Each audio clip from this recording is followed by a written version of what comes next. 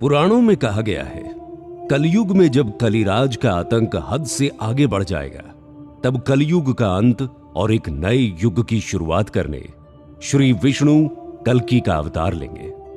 पर कहां होगा कल्कि का जन्म? यह आज भी एक बहुत बड़ा रहस्य है।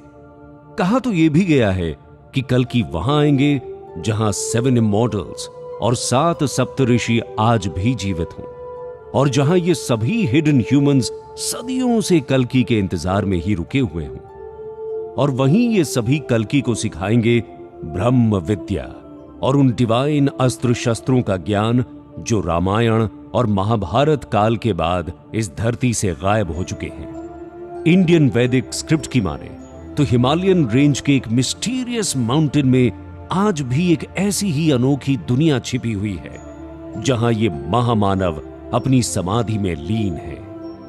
क्या आपको अंदाजा है कि हम हिमालय के किस माउंटेन की बात कर रहे हैं?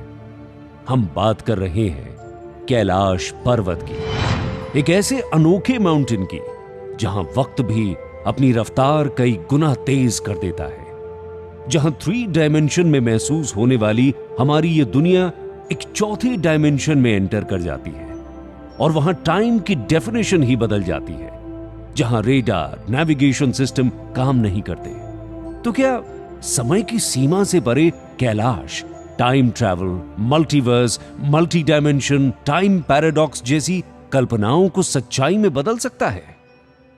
अगर हमारी कई बातों पर भरोसा न हो तो उनसे पूछिए जो कैलाश की यात्रा पर गए हो और जिन्होंने मानसरोवर में डुबकी लगाई हो। वही मानसरोवर झील जहां आसमान से तारे फरिश्तों की तरह डुबकी लगाने नीचे उतरते हैं और पलक झपकते ही बादलों में वापस छिप जाते हैं।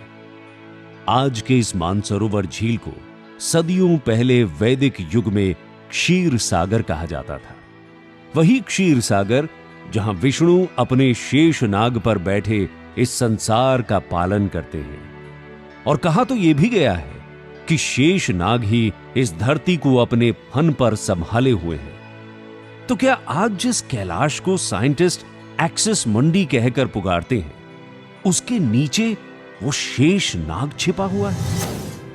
बौद्ध एंशिएंट स्क्रिप्ट भी कहती है कैलाश के अंदर एक गुप्त शहर है, एक ऐसा शहर जिसकी ना तो कोई जमीन है और ना ही कोई आसमान, जिसे कोई शांग्रीला के नाम से जानता है तो कोई संभाला, तो कुछ वैज्ञानिक इसे एलियंस की दुनिया मानते हैं, तो हिंदुओं के लिए यह शिव का निवास है, उनका कैलाश है।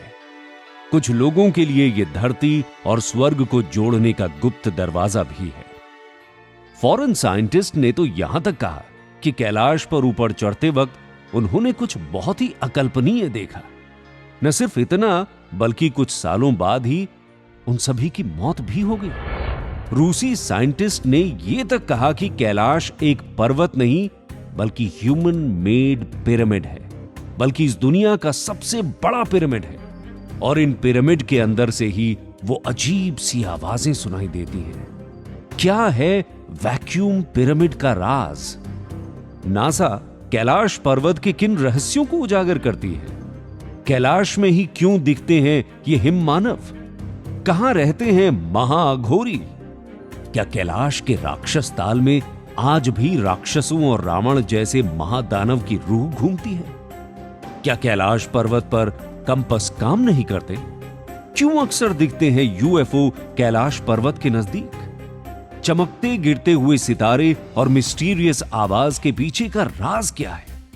क्या एलियन सच में कैलाश पर्वत पर रहते हैं?